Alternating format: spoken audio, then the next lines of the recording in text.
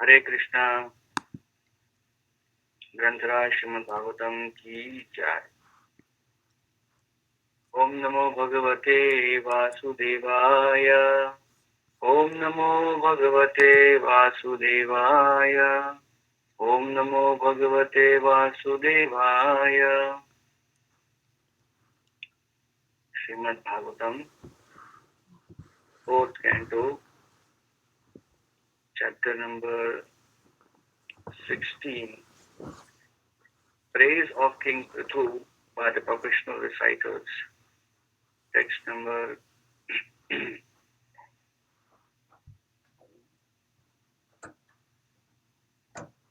text number 13, text number 12 and 13.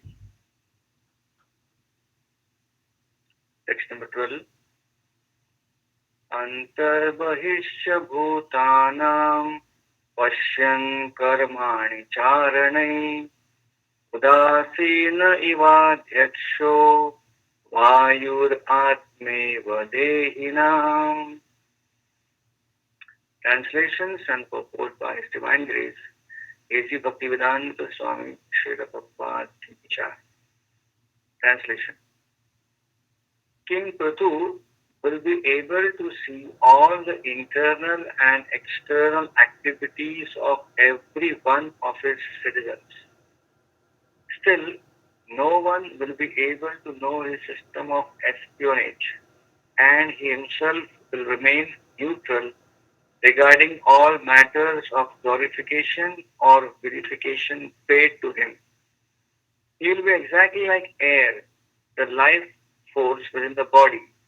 It is exhibited internally and externally, but is always neutral to all affairs.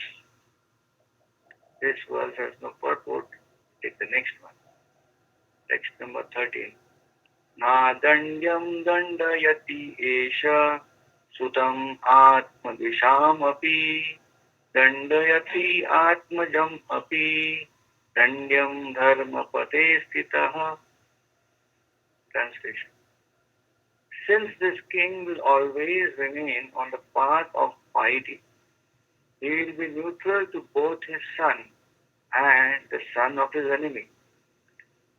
If the son of his enemy is not punishable, he will not punish him. But if his own son is punishable, he will immediately punish him. Purport. These are the characteristics of an impartial ruler. It is a duty of a ruler to punish the criminal and give protection to the innocent.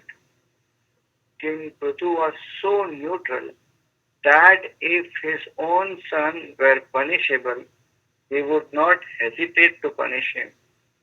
On the other hand, if the son of his enemy were innocent, he would not engage in some intrigue in order to punish him. Om Jnanatimirandhasya Jnananjanashalakaya Chakshurunmilitam Yena Tasmai Shri Guruve Namaha.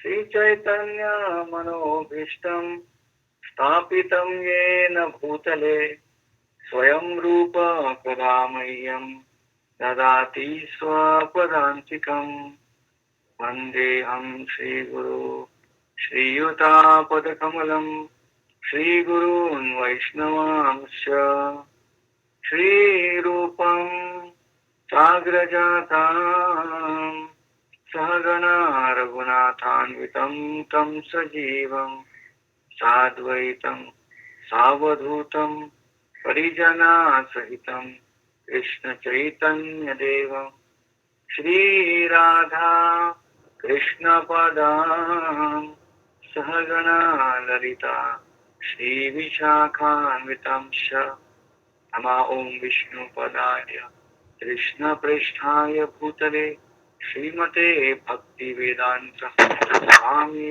Nityanand.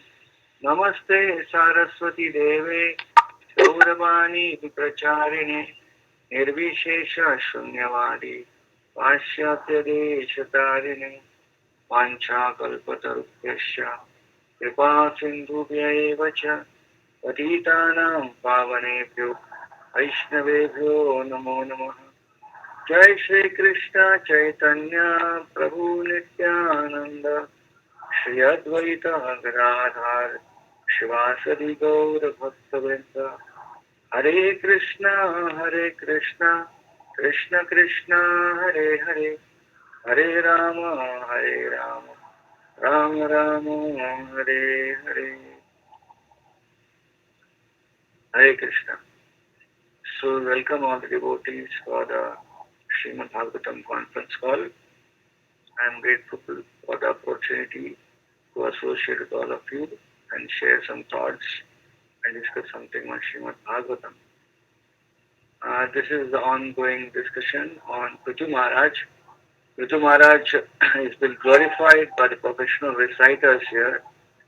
In the previous chapter also he was glorified, and Prithu Maharaj then humbly he expressed that he hasn't yet shown this quality, so they did not glorify him till he actually manifests these qualities.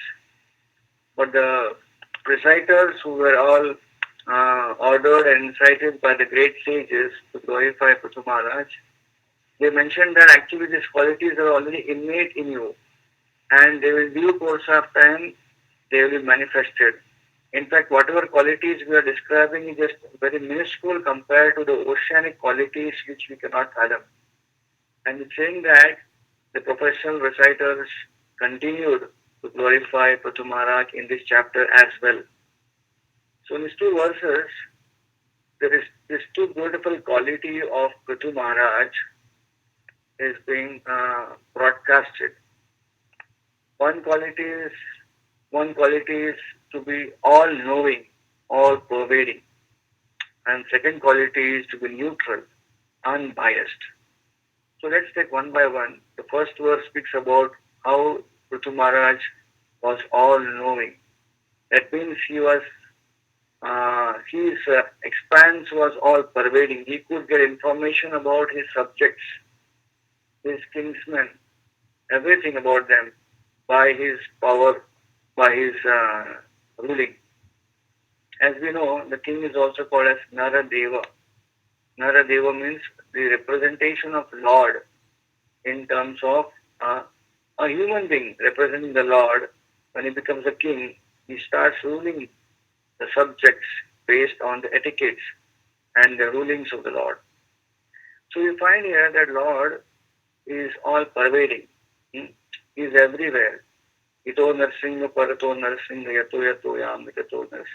Vahira Narsinga Hridaya Narsinga. So Lord is all pervading. Lord is within and without. He is within every atom. So because the king is also representing the Lord, a wisely king connected to the Lord by his devotion is also empowered by the Lord to function like the Lord and get all the information within and without. Previously, in previous yugas, when the king was a Naradev, not just for namesake, but actually represented the Lord, he had the power and he had the potency that he could get information of what was happening in his kingdom.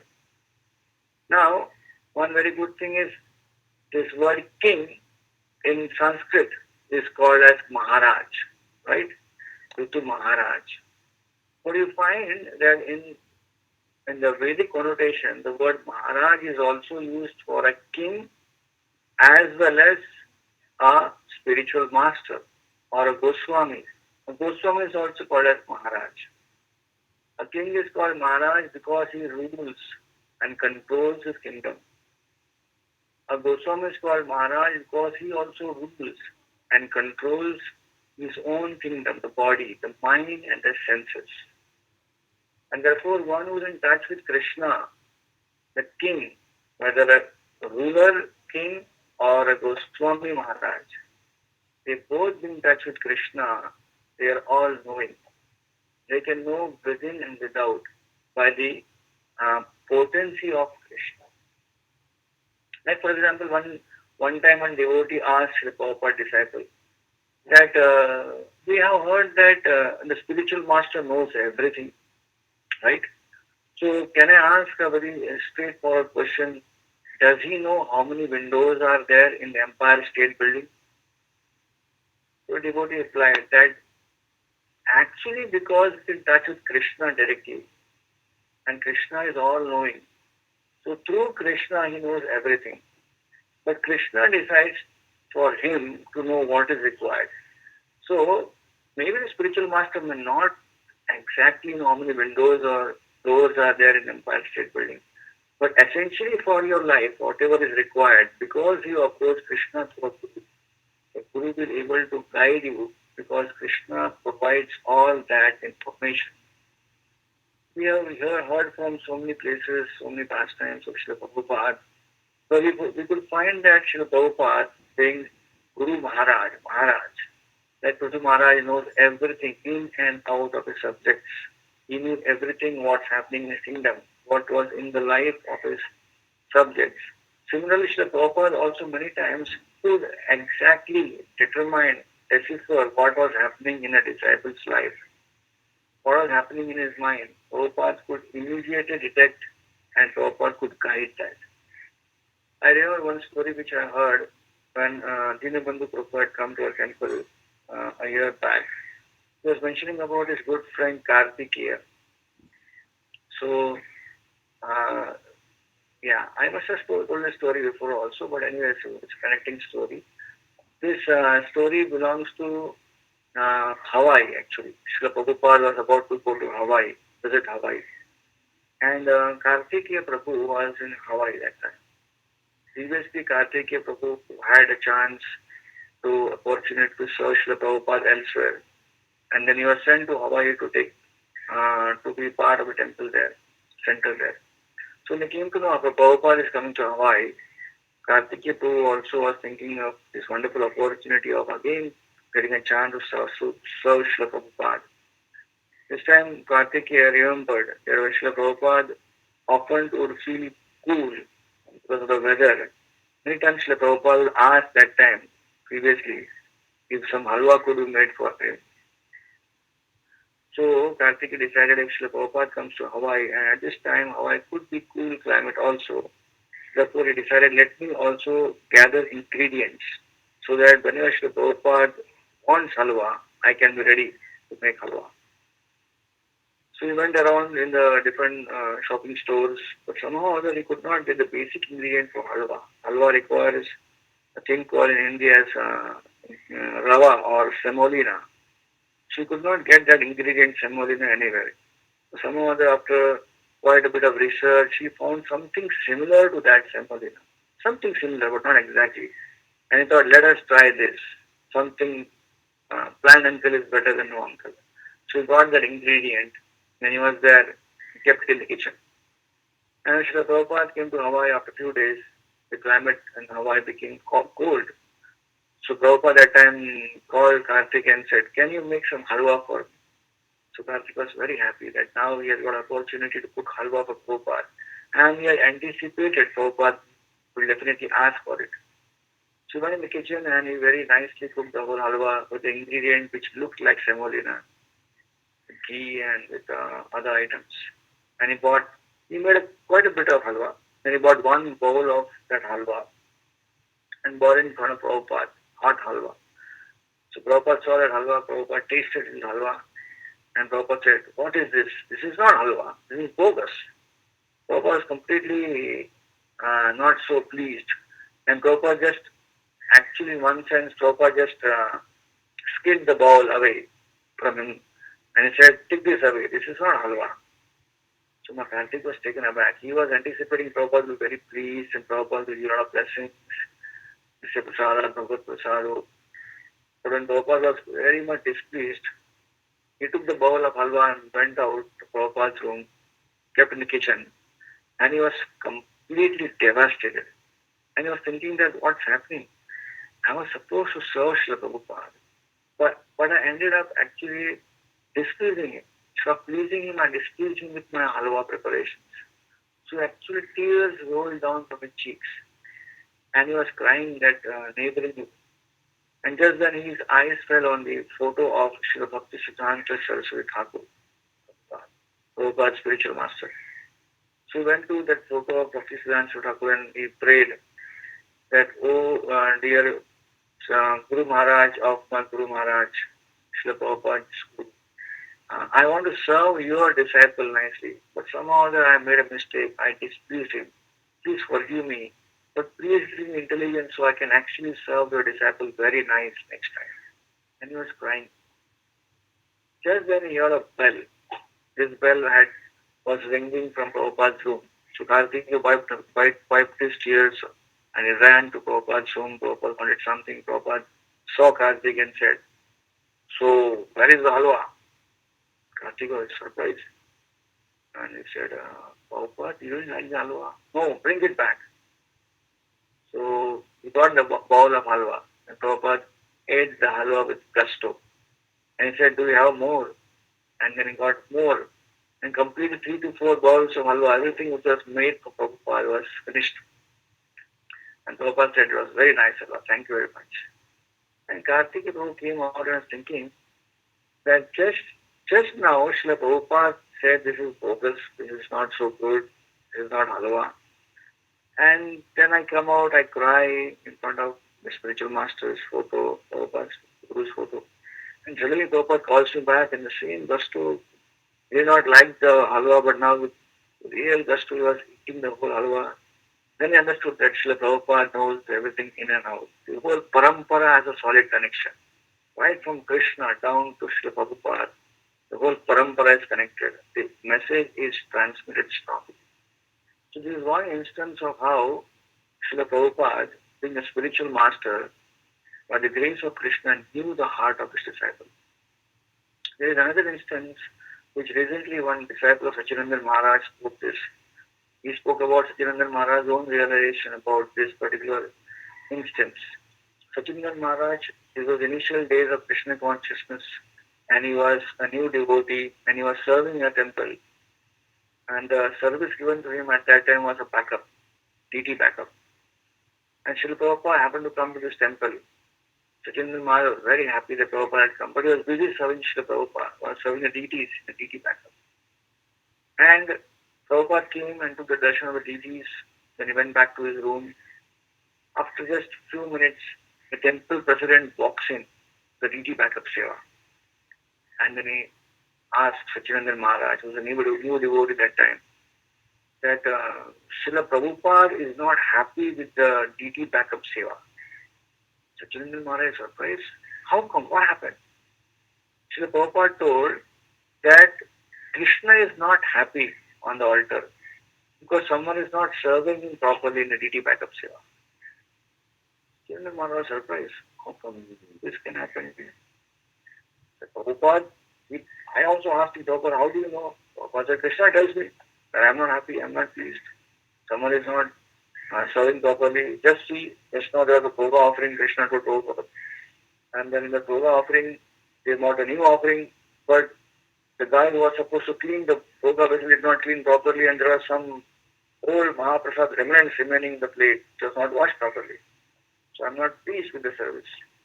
So Prabhupada has therefore sent me to you to make you aware of your mistakes. Sachinandan Maharaj was thinking in his mind that it's a fact. While he was cleaning the vessels, Sachinandan Maharaj was very much absorbed in thinking about his family whom he had left. His parents, his grandfather, they were very much loving to him. And therefore when he left them and came to the ISKCON temple, he was thinking, what will happen to them? Who will take care of them? Who will take care of me? I left everything. And in that mood, thinking of insecurity, he was actually washing those plates. And maybe he made a mistake, and that plate went on the altar without being properly washed. So Chindan Maharaj was thinking, oh, I made a mistake. What should I do?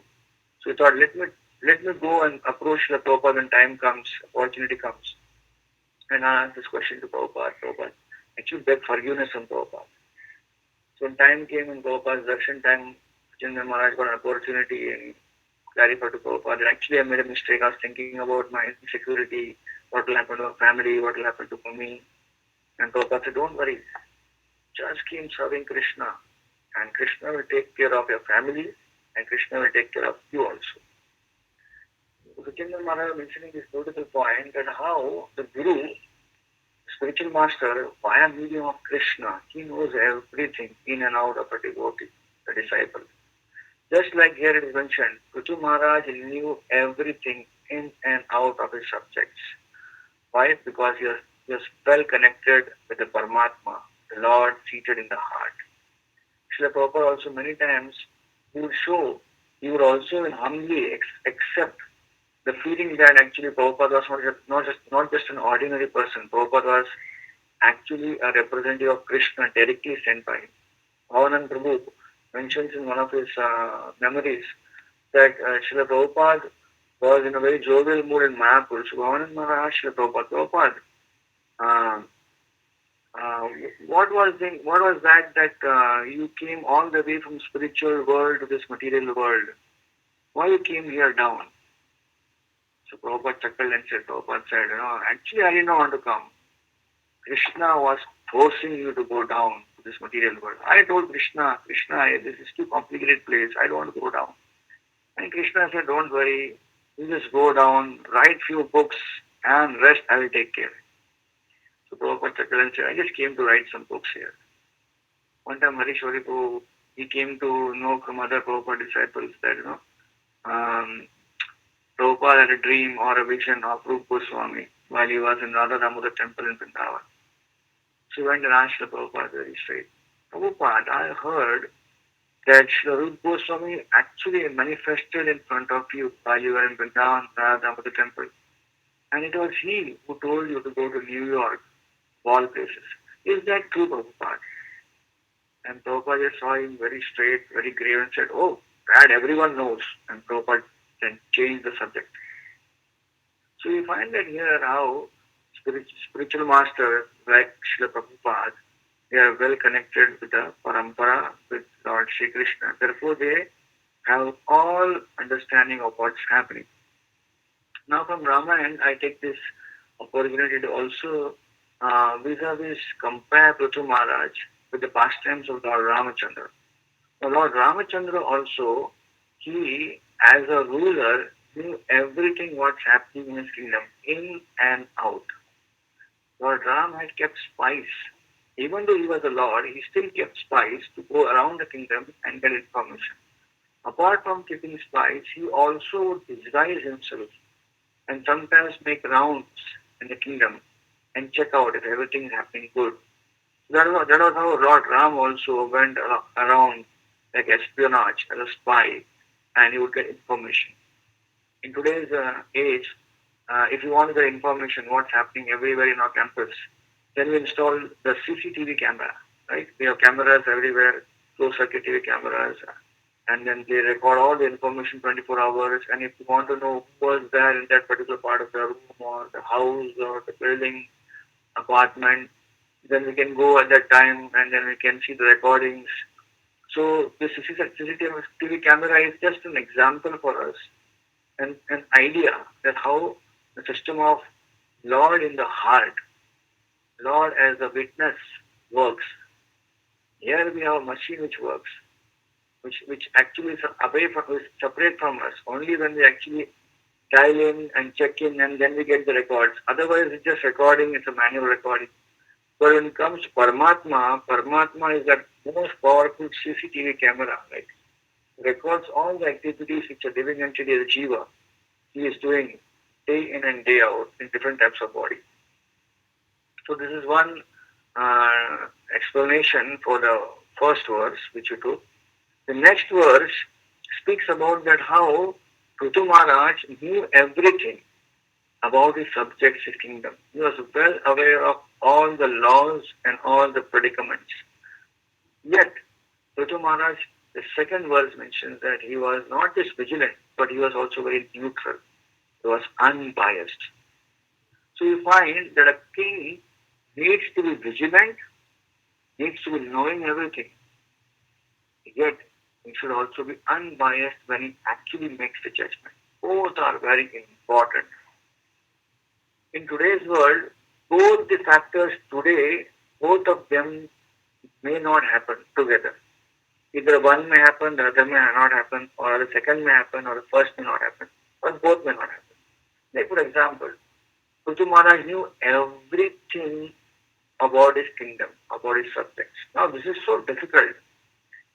Now let's say for example, if someone is on authority level, whether in temple or in the state level or a country level, nation level, is it possible for the Prime Minister or the Chief Minister or any minister or temple president or whatever it may be, is it possible that he can know the whole thing about everything, about all the devotees?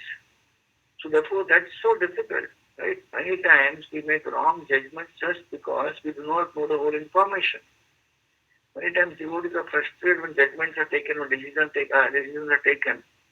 Not just devotees, but outside in the world also, citizens are frustrated because they think the decisions are not taken based on the whole information. Just one side was heard, the other side was not heard. So there's one implication. First of all, the king or the ruler may not be able to hear the whole side, may not have the whole information in today's world. Second, even if let's say he has the whole information, he has got all the information right. Second point is the most difficult point. What if in the decision making he sees that he has to make a decision in which the implication is being done on someone very dear to him, near to him? Then in that case, we will not able to make a proper judgment. Let's say judge or any authority understands that the whole case has been properly dealt with. The knowledge has come to me, but the person who is involved in the case, who has to be punished, is very close to me. Then in that case, he hesitates to take judgment, a decision, because the person involved is very close to me. So in both cases, we see that either one or both in today's world, they fail miserably. We don't get enough information, and even if we get information, there is so much of biasness that whether we will punish or give the right judgment. Taking the example of Lord Ram again, the first verse in that case, Prithu Maharaj and Lord Ram vis-a-vis. Now here we see second verse also, Lord Ram, he knew everything, yet he was also neutral, right? Lord Ram is one of the ideal kings we have seen in the past history.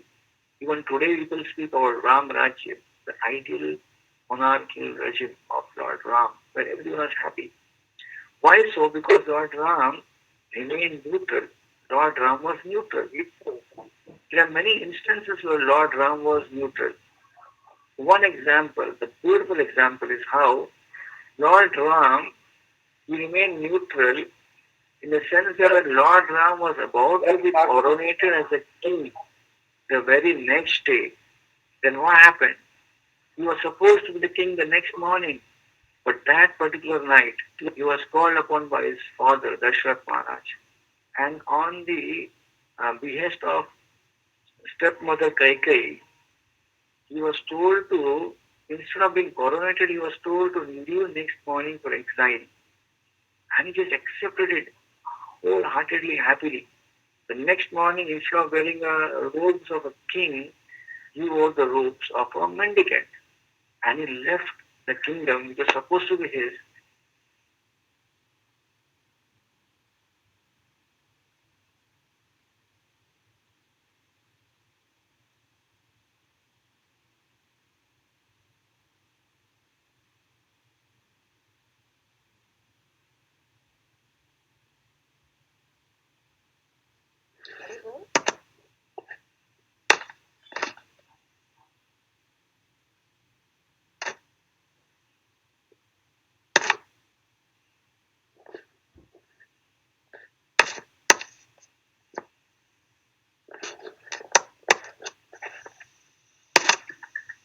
Is Prabhuji there?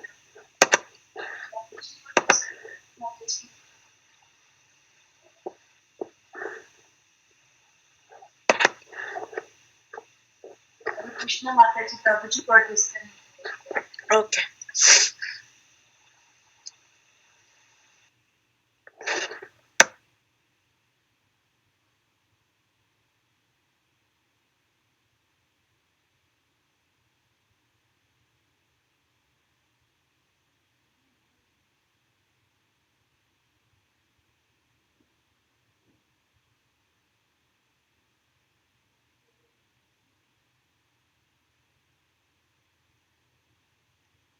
Hare Krishna Mataji, Prabhuji got disconnected.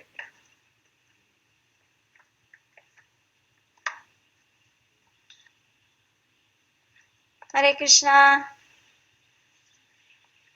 What happened to Lalita?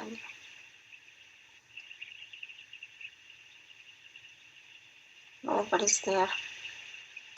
Hare Krishna. Try to connect Mataji. Yeah, okay. Ping him again. I think Lalitangi Mataji got disconnected. Yeah, she's connecting him. Okay.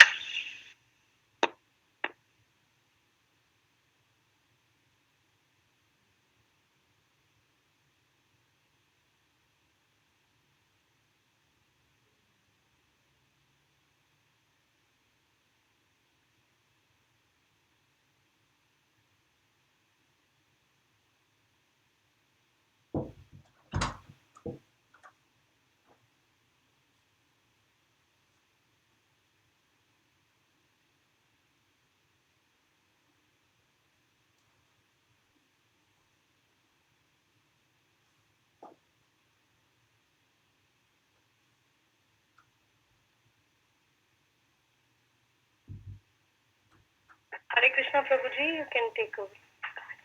Yeah, thank you so much. Hare Krishna, sorry the call got disconnected. So we'll begin from where we left off. We're speaking about Lord Ram, wherein Lord Ram's neutrality is being explained now. We mentioned that Lord Ram, he was told to leave the kingdom and go to exile. So while the whole citizen were preparing for Ram to get coronated the next day, Lord Ram being so neutral, he left the kingdom and went on exile. Within few years of exile, Dashrath Maharaj left his body, and now Bharat again came back to take Ram back to the kingdom. And this time he had with him Kaushalya, Kaikeyi, Sumitra, and everyone, the whole kingdom was there. And everyone was requesting, Bharat was requesting, Lord Ram, that now that the father has left his body, Lord Ram should come and take charge of the kingdom. In fact, Kaikeyi also requested Lord Ram. She was the one responsible for sending Lord Ram on exile. But Lord Ram was so duty bound. He said that once my father has told me to do something, how can I avoid that? How can I overrule that? I will come back definitely kingdom, but I will come back only after I finish my exile. So this was how Lord Ram was very much unbiased. He did not get excited when he got the kingdom, and neither got depressed when he lost his kingdom, and never got excited again when the opportunity came back again. The same spirit, Lord Ram also, when he came back to his kingdom after killing Ravana and became the king, it is mentioned that while he was arranging for the spies to go around the kingdom, he saw that some person were commenting that how Lord Ram took back Sita. Even the Sita stayed in someone else's house. And as a result, Lord Ram being neutral, as mentioned in this verse, that Prithu Maharaj would not hesitate to punish even if the person is relative or son. Lord Ram actually abandoned Sita, sent her away in the hermitage of sage Valmiki. So someone may ask question that how Lord Ram can be so cruel, right? Lord Ram is sending Sita away. Well, if we see this one incident of Lord Ram sending Sita away, then we may think Lord Ram as otherwise. However, if we take the whole picture of Ramayana, then we'll see that how Lord Ram acted in a neutral way every time. Let's take example of Lord Ram marrying Sita. Now we know that how when Lord Ram, Lakshman, Bharat, Shatrugna got trained in Vasishtha Rishi's ashram and came back to Dashrath Maharaj and living happily, Dashrath Maharaj was very pleased to see his sons back, were all trained in martial arts. And just at that time, walks in Vishwamitra Muni. And he tells Dashrath Maharaj that I want to, I'm getting troubles. I'm in trouble by these demons, Subhahu and Maricha. So I want your two sons to come with me and kill them. Dashrath Maharaj is feeling very pain. But how can my sons who are just very small, young lads, how can they go and fight with this such mighty asuras? So because Vishwamitra Muni is insisting, Dashrath Maharaj actually has to force himself to give Ram and Lakshman to him. So then Vishwamitra Muni goes to the hermitage, making the whole big story a small one. Lord Ram punishes Maricha and kills Subhahu. So it is mentioned that after that, Vishwamitra Muni decides to take Lord Ram to the kingdom of Mithila, the kingdom of Janak Maharaj. And there, the grand procession of the Swayamvara of Sita Devi was undertaken. So then, when Lord Ramachandra and Lakshman, along with Vishwamitra Muni, reach Mithila, they find that in the whole arena of kings and princes who were assembled, there was not a single person who could come and even try to lift that Shiva Dhanusha, that mighty bow of Lord Shiva, which was kept as a prize gift. If someone could lift it and string it, then he could marry Sita. No one could do it. And when no one could do it, Janak Maharaj was very, very depressed. He was feeling that such a difficult task, if no one is able to do it, then what will happen to my daughter? Will she ever get married? And just at that time, Vishwamitra Muni told Lord Ramachandra that everyone has tried, why don't you try? So Lord Ramachandra walks in, and without any effort, he picks up the bow, and while stringing the bow, he breaks the bow. Now this everyone knows about it. So when that activity is done, there are flowers which are thrown on Lord Ramachandra. Lord Ramachandra just quietly comes back, touches the feet of Vishwamitra Muni and said, Guru Maharaj, whatever you told me, I have done. What next? Then Vishwamitra Muni says, now this Shodhanush you have broken, and the prize gift is you have to marry Sita. Lord Ram said, I didn't break the bow to marry Sita. I broke the bow because you ordered me. But now if you tell me to marry Sita, how I can do it without asking my father? My father is not here. I have to take permission of my father. Without my father's permission, I cannot go ahead and marry anyone. So again, the whole wedding comes to a halt. Janak Maharaj becomes concerned. What happened? Everything is ready, and Sita Devi is ready to offer garland, and Ram is saying, no, wait till my father gives consent. So the information reaches from Janak Maharaj to Dashrath Maharaj, asking if Lord Ram can marry his daughter. And Dashrath Maharaj is really feeling very overjoyed, and he's so happy. Then he starts his procession from Ayodhya to Mithila. So in that procession, they have to carry a palanquin. The traditional process is that palanquin, the would-be bride, the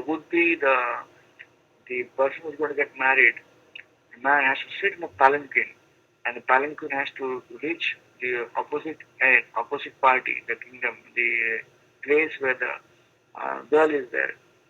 Now, all the great sages who are also in the procession, they mentioned that how can we carry this palanquin empty? And Dashrath Maharaj said, yes, we have to carry empty because the person who is supposed to marry is already there in the kingdom of Mithila. He is not in Ayodhya, so we can't carry him. And Vasishtha says, no, we have to carry someone in the palanquin. And Dashrath Maharaj is then told, you put Bharat inside the palanquin.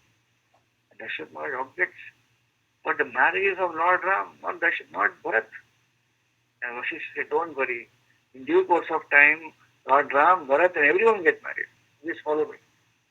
And then Bharat sits in the procession, and he comes there, and as soon as he gets down, then Vishwamitra Muni and the Vasishtha and all the great sages says, now Lord Ram has to marry Sita, and along with Lord Ram marrying Sita, Sita's sister will marry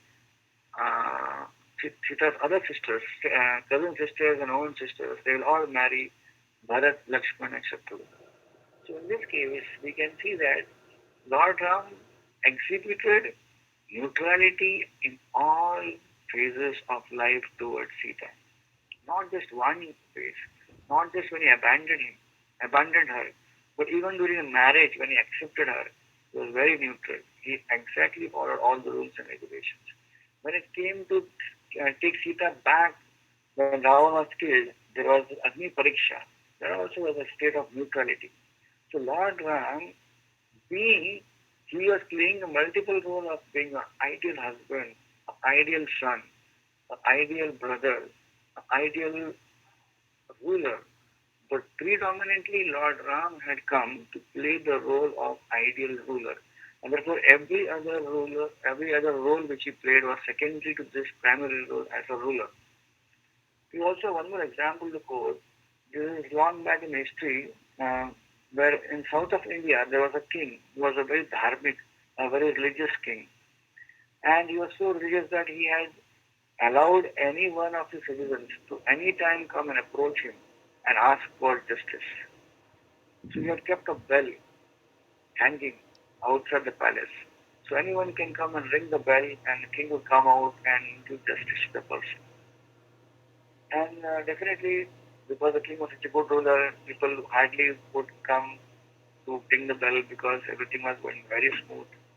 So one time midnight somewhere, the king was taking rest and the bell rang.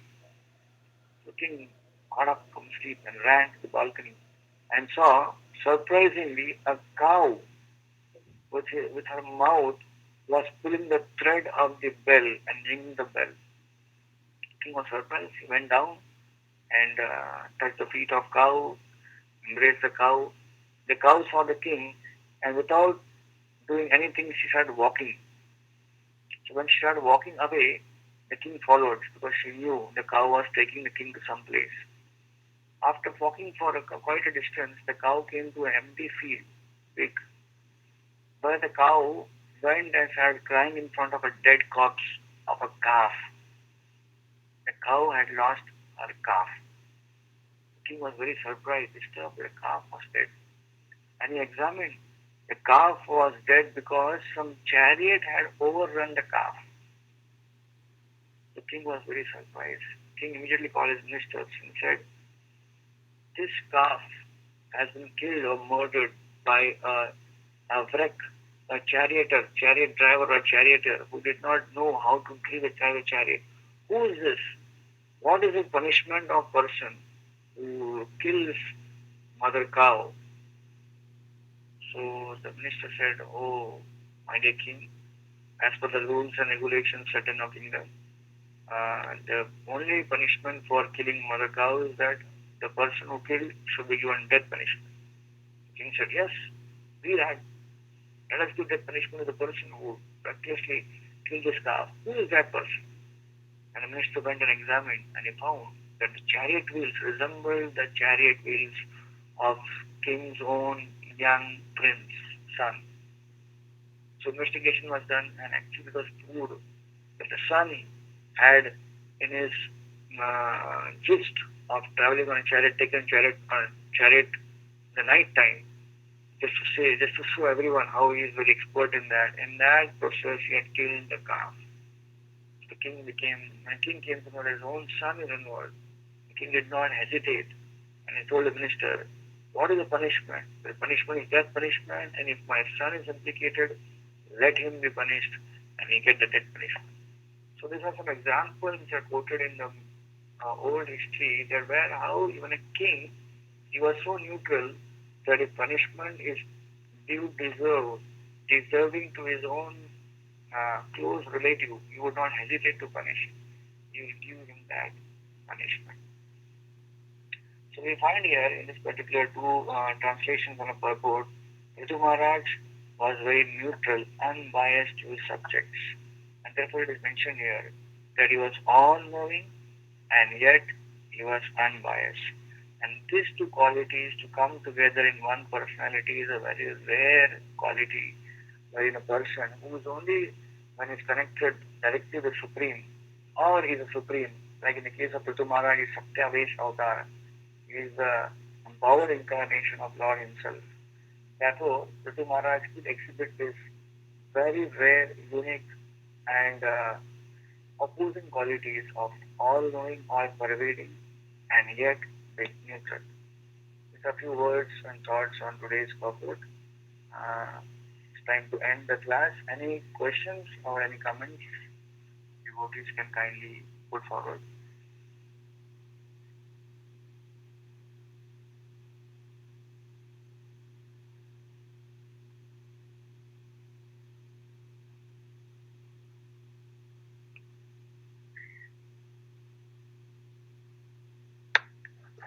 Hare Krishna, Prabhuji. Thank you so much, Prabhuji, for the very beautiful class with excellent examples and also connecting to the story of Lord Ram as he was the ideal king that we all know. And even the last story about the king who punished his own son, that was also very interesting. Thank you, Prabhu, for dissecting these two verses. It was very easy to understand. Thank you for coming on the call. Hare Krishna. Hare Krishna Prabhuji, Dandot Pranam, August Srila Prabhupada and Guru Maharaj. Very, very beautiful class, Prabhuji, and very nice stories. Like, we need to learn a lot from these stories. So, Prabhuji, you were saying, like, Srila Prabhupada knows that when you are serving Krishna, Krishna is happy or not. So, he told the temple president that somebody is not doing serving well. So Prabhuji, when we are serving Krishna, so how do we know Krishna is happy or not? Yes, that's a very good question. How do we know if Krishna is happy? So, for us to know whether Krishna is happy with us, we have with us, around us, our own senior devotees or our spiritual master, right? In that sense, if we just execute whatever is told to us and we do that same thing, then we can be always sure that Krishna is definitely pleased with us. So, the most important thing is the activity is done. Sometimes activity is also not properly done. But let's say, for example, if we do activity as told to us, the more important is also the consciousness involved in activity, right?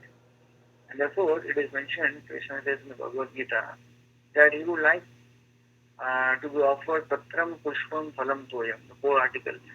But then he says, Dome Bhaktya Prayachati, Tadham Bhakti Uparatam. 2 times Bhakti and Bhakti has come. That means Bhakti is important. So therefore, when we serve Krishna, there is always an element that there will be pride or there will be some mistakes on our part while serving Krishna. And whenever we do some service to Krishna, if you know, in deity worship, we do that. We begin our service by first worshipping Guru, taking his blessings, and then moving ahead, taking blessings of Srila Prabhupada, then taking blessings of God in time, and Radharani and Krishna. But when you end the service, when you finish our service, you also chant some Aparadha Shodham, right? Aparadha Shastrani Kriyante Hamishamaya Dasoham Iti Mam Matva Shamasva Madhusudana. But there are many mantras. Of course, if one does not know which mantra is this, but one can just chant very lovingly and feelingly the Hare Krishna Mahamantra as well. And you can pray to Krishna. Krishna, actually, I do not know how to serve you. My spiritual master has told me to serve you, given me an opportunity to serve you. I am not qualified. Because he has told me I am doing it and I am lacking my devotion. So whatever I am lacking, Krishna, please kindly you accept it, whatever it may be. So with that feeling, even though we may not have devotion, we may not have that kind of quality in our offering or your service, but we make an offering of repentance, then Krishna accepts it. Krishna becomes very kind. I'll give an example to tell you this. The story in Pandharpur. Pandharpur is a place in Maharashtra where Vittal stays there. Vittal deity is there. So this is a very long back story. There was one devotee who was meticulously every day without fail. In the morning he would go and take bath in the holy river Chandrabhaga. And from there, whether it's cold or hot season, he will offer Dandavat Pranam, Parikrama, Dandavat Pranam. Then again Dandavat Pranam and Dandavat Pranam he will do, and finally he will reach near the temple and into the altar and then take darshan of Vittal. So it was like a regular thing. And he was very happy with the whole Seva. Without fail, every day he would do it. Now, one particular day, it rained very heavily in Pandharpur in the evening time. So all the doors were locked. So this devotee had a very small house. So he heard a knock on the door. And he opened the door, he saw some very important, very aristocratic merchant on the door. And the merchant said, "Can you help me?" So what can I do for you? He said, "Can you let me inside your house? I'm getting wet outside in the rains." So the devotee said, well, my house is very small, but if you want, you can come in. So he came in. And the merchant said, well, I'm not alone. I'm carrying a lot of very, very precious goods on my travels. So can I also get it inside? The devotee said, well, my house is very small, but whatever I can accompany, no problem getting. And eventually, these whole goods, whatever the merchant had got, it dumped inside the house so much so that there was no place even to sleep. The devotee had to keep sitting in one place along with the merchant, and the whole room was full of these goods which he had bought. What was the good? The whole goods which was there was a shawl. Was a special, very important shawl coming from the northern states. And he was supposed to go to south and he was sell those shawls.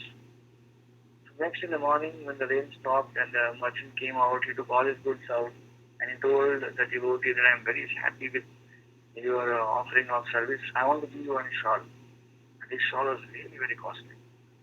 The one shawl also was like very difficult, but he gave that shawl. And the devotee said, I don't want this shawl, what I do with it? See, I want to give some service to you, you serve me so nicely, so he gave the shawl. So he went away in the morning again, as per his regular duty. The devotee thought, let me go now to Chandrabhaga river and take part and reach. So now he thought of using the shawl as well. So he carried the shawl along with him. So because the shawl was so costly and so beautiful, while taking bath in Chandrabhaga river, the devotee was very conscious of the shawl. Became very conscious. So while taking bath also he was thinking about the shawl and not about the river, not about Vittal. So then he got up, then he took bath and came out, and then now he was offering Dandvat Parikrama. But offering Dandvat Parikrama also he was very conscious because he was wearing a shawl. He was thinking the shawl should not get soiled. He was very conscious in his Parikrama. So his Parikrama went Dandvats went very, very slow. And by the time he reached the temple was closed because he was so consciously making Dandvats, he reached late and the altar got closed.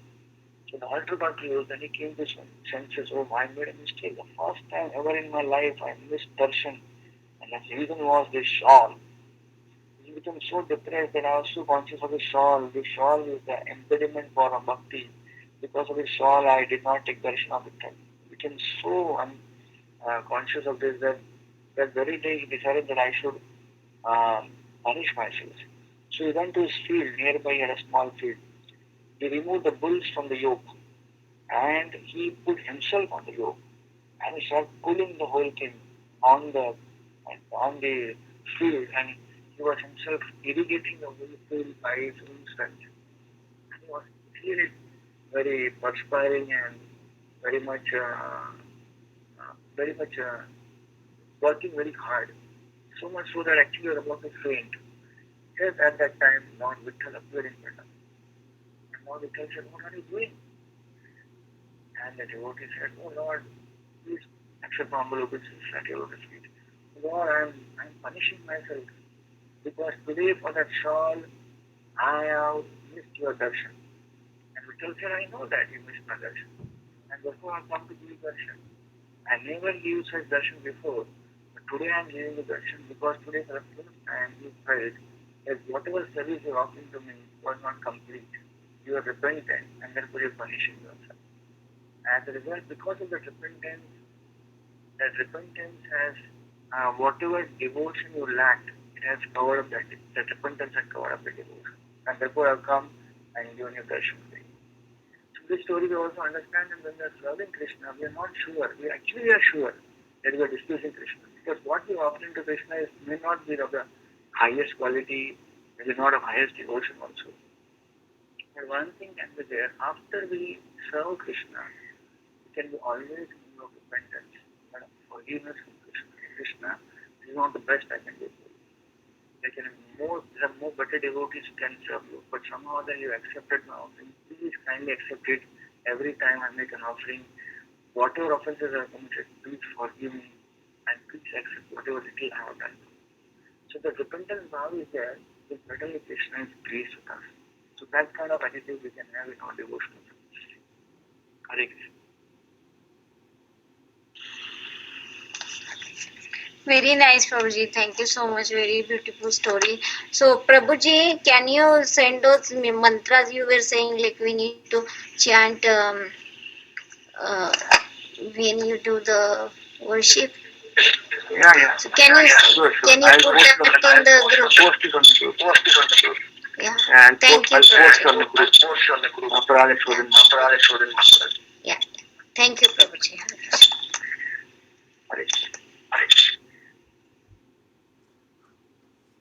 Krishna Prabhuji, koti koti dandavat pranam to your lecturing, to you, and thank you very much for such a lecturing class. Please keep your association regularly. Dandavat pranam. Hare Krishna. All the small stories are very inspiring. Hare Krishna.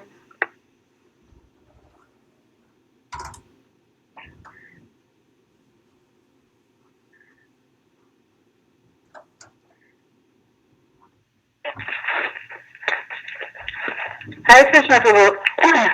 Thank you for class. I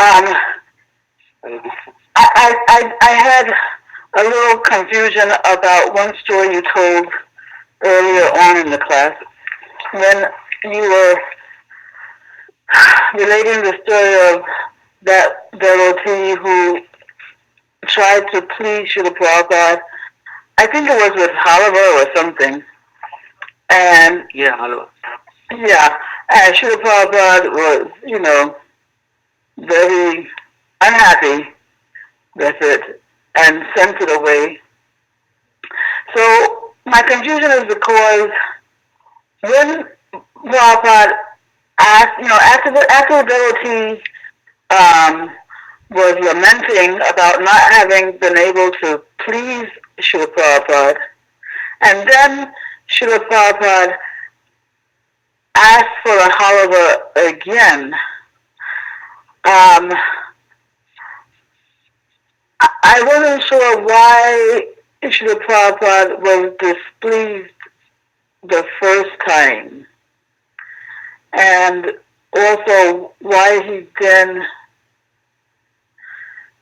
asked for the halava again. When he asked for the halava again, was it because, Krishna is super soul in the heart directed Srila Prabhupada to do like that, or what? So this is my confusion somehow or other. Yes. Thank you for the question.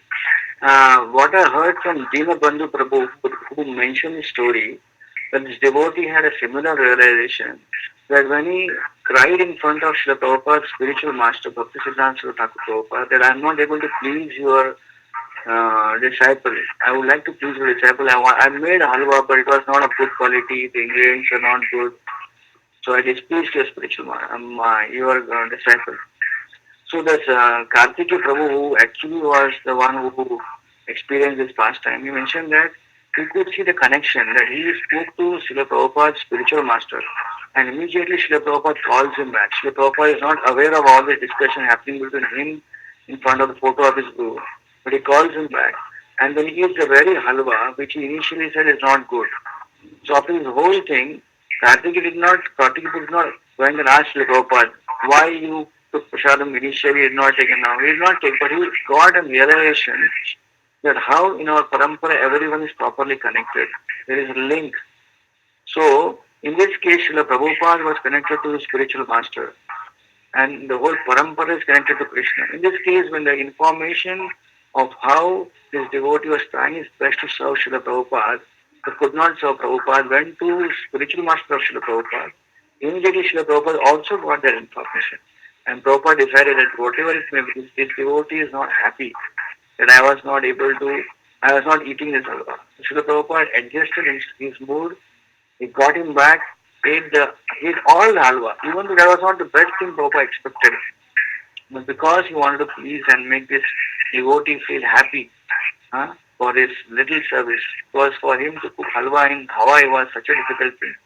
But he did still manage that. So Prabhupada encouraged him, and Prabhupada ate that halwa.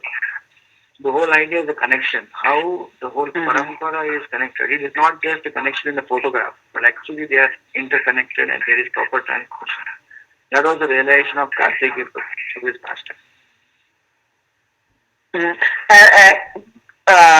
How did, I know you just said it, but how did Kartikeya Prabhu come to know of this? That was his realization.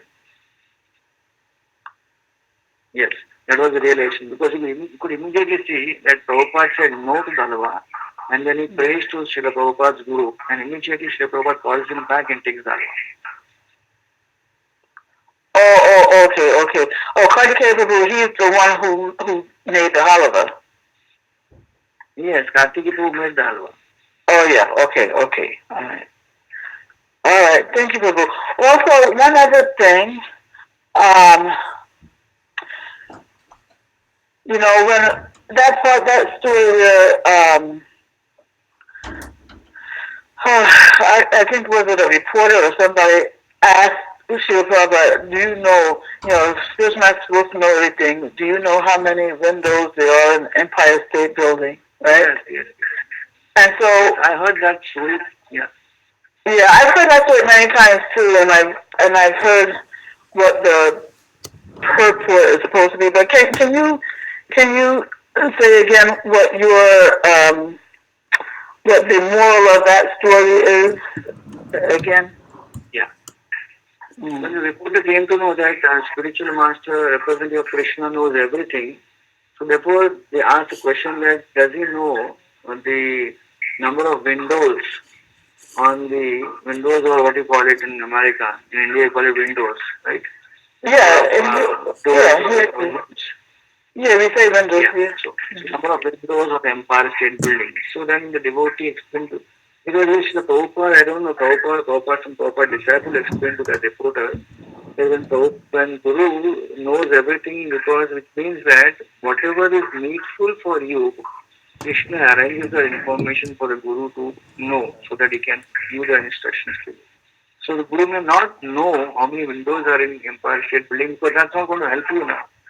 But in your own life, whatever is required, that information which is required about you, the information Krishna arranges for the spiritual master to know so that he can guide you properly. Because unless the person is known, we cannot guide him, right? Unless the patient's disease is known fully, the doctor cannot give a prescription. So in this case, spiritual master knows the diagnosis because Krishna guides him. Krishna is in the heart of that very patient or very devotee who takes the guidance. Yeah. So in that sense. Yes. So basically, knowing everything means knowing everything that is necessary to help someone progress in their spiritual life. Exactly. Okay, Prabhu. Thank you very much for a wonderful class today. Thank you. Hare Krishna. Thank you.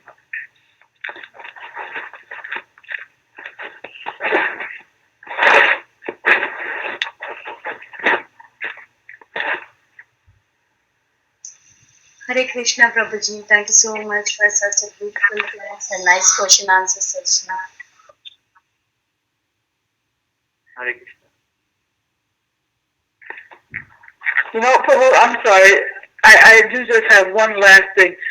When you were telling about these Ramayana stories and you were giving stories that illustrate Lord Ram's neutrality, and can you just repeat?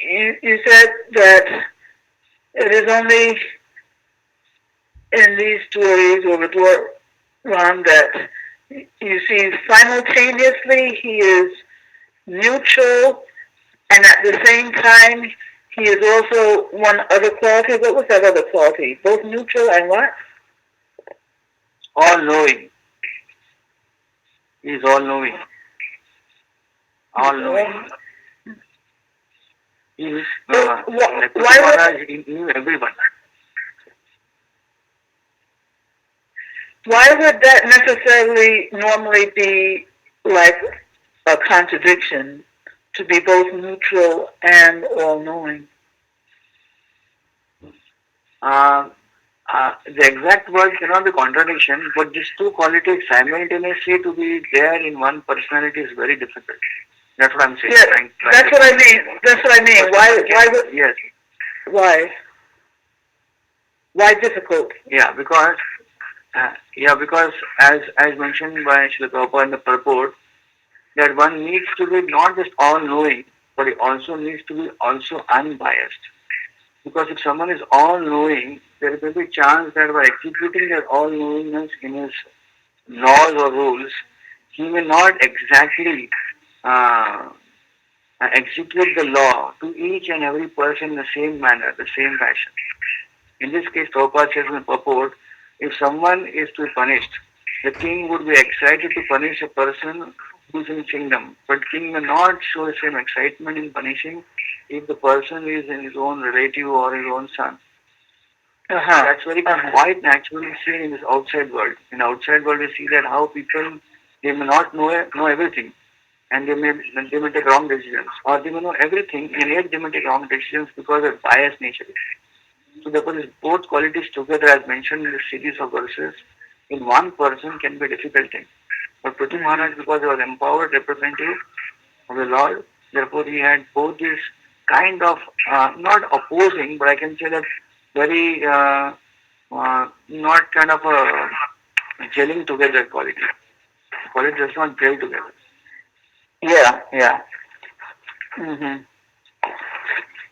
And Prithu Maharaj, he celebrated as what, the ideal king? Ideal king, yes. Yeah. Mm-hmm. Ideal king. Prithu Maharaj also is known as Satyavesh Avatar. Satyavesh means Shakti of the Lord, where Lord exhibits how when he comes as a ruler, he rules very ideally. So Prithu Maharaj represents an ideal ruler. And Lord Ram, he's also celebrated, and for that same reason, right? As ideal king. Yes, sure. Yes. Yeah. Lord Ram exhibits many other qualities also. But primarily his rulership quality, he always it is seen that he gave more prominence to his rulership, kingly qualities than any other quality. He is also an ideal husband, ideal son, ideal so many things, but he gave prominence to his ideal rulership quality than any other role he played in his Ramayana story. Like that. Okay. Thank you again, Prabhu, so much. Hare Krishna. Hare Krishna.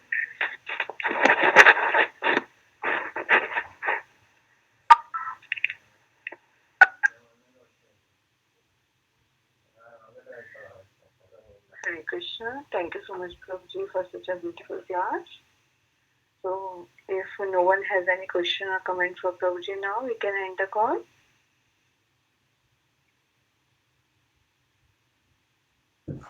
Okay. So, thank you so much, Prabhuji, once again. So, we can offer obeisances. Vancham Kartarvishya Kripasendu Evacha Patitanam Anant Koti Vishnu Srila Prabhupada ki jai. His Grace Baladev Prabhu ki jai. Thank you so much, Prabhuji. Prabhupada ki jai.